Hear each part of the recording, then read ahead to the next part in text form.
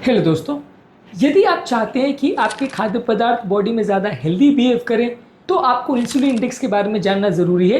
क्या आप चाहते हैं कि यदि आप जो खाद्य पदार्थ खा रहे हैं वो बॉडी में कम इंसुलिन बनाए, कम वजन बढ़ाए, कम डायबिटीज़ करे, कम मेटाबॉलिक प्रॉब्लम्स करे, तो इंसुलिन इंडेक्स के बारे में जानना और समझना ज़रूरी है। यदि आप अपने प्लेट पर खाने के बारे में अच्छी तरह से जानना चाहते हैं कि वो आपकी बॉडी में बीमारी को बढ़ाएगा या घटाएगा, तो इंसुलिन इंडेक्स के बारे में जानना और समझना ज़रूरी है।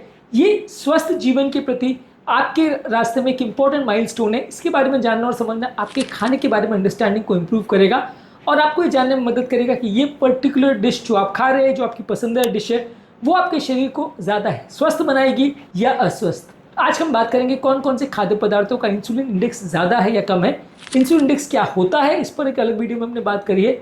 आज फोकस करेंगे किस खाद्य पदार्थ में कम है या ज़्यादा है। टॉपिक पर जाने से पहले जो लोग हमारे चैनल पर नए हैं उन्हें रिक्वेस्ट करूँगा कि चैनल को सब्सक्राइब करें, वीडियोस को लाइक करें, शेयर करें, फॉलो करें, कमेंट करें, पूरा देखें। टॉपिक इंपॉर्टेंट है, इसे एंड तक देखिएगा। टॉपिक के मिड पोर्शन में कुछ इंटरेस्टिंग ट्रिविया पॉइंट्स बताऊंगा हमारे ट्रिविया सेक्शन में, जो आपको ज्ञान भी देंगे और हैरान भी करेंगे। और एंड में कुछ इंपॉर्टेंट प्रैक्टिकल यूटिलिटी के पॉइंट्स बताऊंगा जो टॉपिक से मिली इन्फॉर्मेशन को यूटिलाइज करने में आपकी मदद करेंगे। चलिए शुरू करते हैं।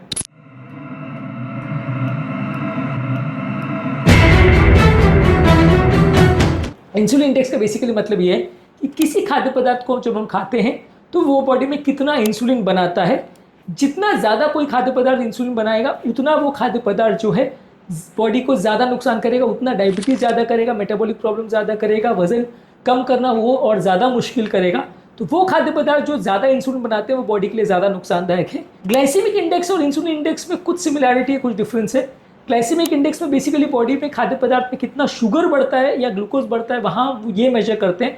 जबकि इंसुलिन इंडेक्स में हम ये मेजर करते हैं कि बॉडी में वो कितना इंसुलिन बनाता है। और यहाँ पे हम स्टैंडर्ड बेसलाइन रेफरेंस को रखते हैं। ब्रेड जो हम नॉर्मली खाते हैं वो अगर खाते तो 100 का हमारा रेफरेंस हम लेते हैं।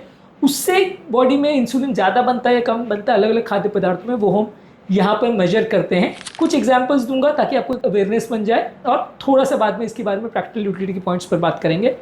ग्लूकोज का जो रेफरेंस पॉइंट है इंसुलिन इंडेक्स का वो 100 है। वाइट ब्रेड का भी 100 है।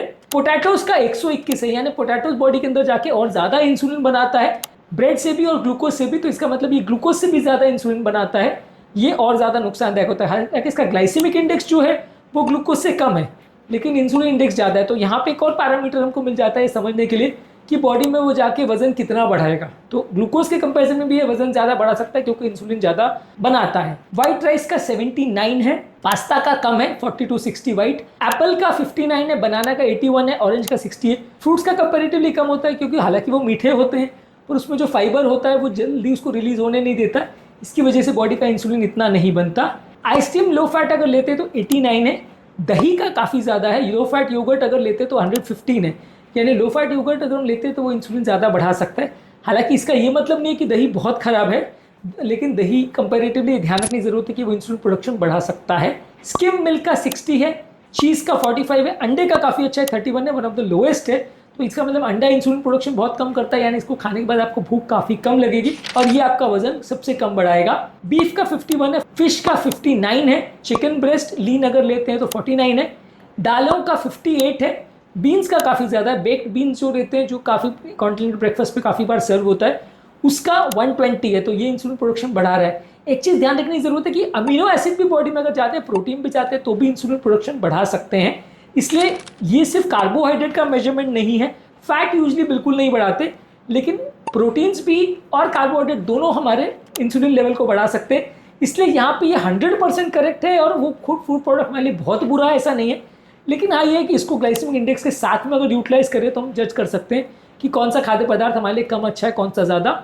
ओट मील का 40-60 है, पीनट्स यानी मूंगफली का काफ़ी कम, इसमें फैट्स ज़्यादा होते हैं और इसमें कार्बोहाइड्रेट बहुत कम होते हैं, तो इसका 20 है। तो बेसिकली हालांकि फैट ये काफ़ी देता है लेकिन इंसुलिन प्रोडक्शन काफ़ी कम रहेगा। जो बेकरी के प्रोडक्ट्स है जैसे डोनट्स है और क्रोसियांट वगैरह, डोनट्स का 74 है, क्रोसियांट का 80 है, पिज़्ज़ा का 60-80, तो ये ज़्यादा इंसुलिन इंडेक्स वाले फूड प्रोडक्ट्स है। मैदे की बनी हुई जो भी फूड प्रोडक्ट्स होगी वो हमारा इंसुलिन प्रोडक्शन ज़्यादा बढ़ाएगी। ब्रेड से थोड़ा कम है, वाइट ब्रेड से थोड़ा कम है क्योंकि काफ़ी और इंग्रेडिएंट्स भी इसमें जाते हैं, लेकिन ये हमारा इंसुलिन प्रोडक्शन काफ़ी बढ़ाएंगे। तो कंपेरेटिवली फैट्स वाले जो फूड प्रोडक्ट हैं वो इतना ज़्यादा हमारे बॉडी में इंसुलिन नहीं बनाते जितना कि कार्बोहाइड्रेट रिच फूड प्रोडक्ट बनाते हैं। बेसिकली दही, आइसक्रीम और मिल्क में ज़्यादा इंसुलिन इंडेक्स होता है, क्योंकि ग्लाइसेमिक इंडेक्स कम होने के बावजूद भी, क्योंकि इसमें प्रोटीन्स होता है और लैक्टोज होता है। प्रोटीन रिच फूड प्रोडक्ट्स भी थोड़ा इंसुलिन बढ़ा सकते हैं, ये ध्यान रखना ज़रूरी है।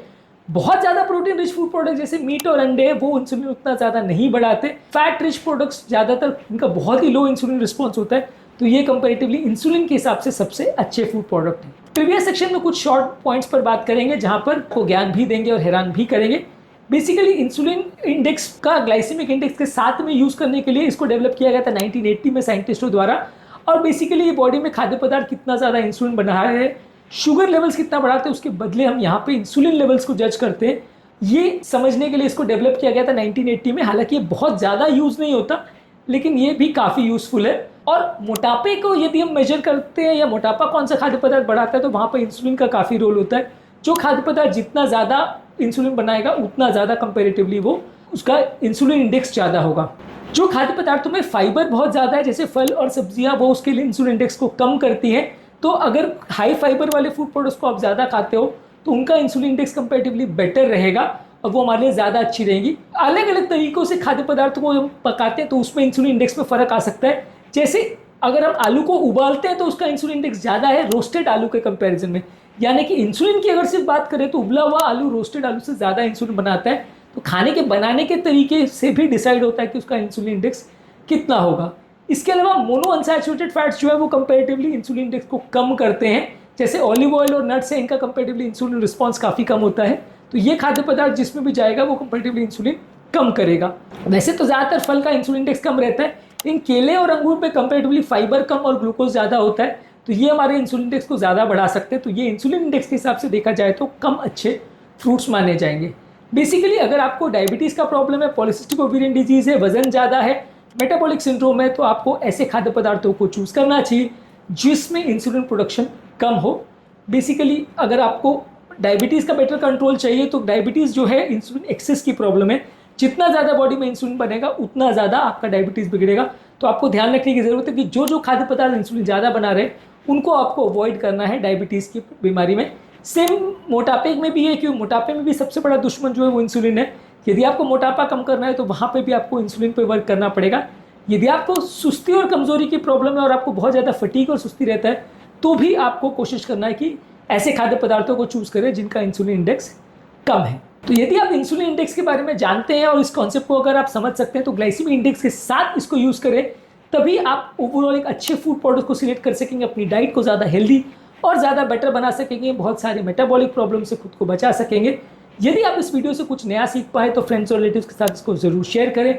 आपके कमेंट्स का हमें इंतजार रहेगा। कमेंट सेक्शन में ज़रूर लिख के बताएं कि आपको इसके बारे में पता था या नहीं, या इस बारे में आपको क्या ओपिनियन आपकी लगती है। उम्मीद करूंगा कि आज के टॉपिक में कुछ नई बातें जानने को मिली होगी। जो लोग हमारे चैनल पर नए हैं, उन्हें रिक्वेस्ट करूंगा कि चैनल को सब्सक्राइब करें, वीडियोस को लाइक करें, शेयर करें, फॉलो करें, कमेंट करें, पूरा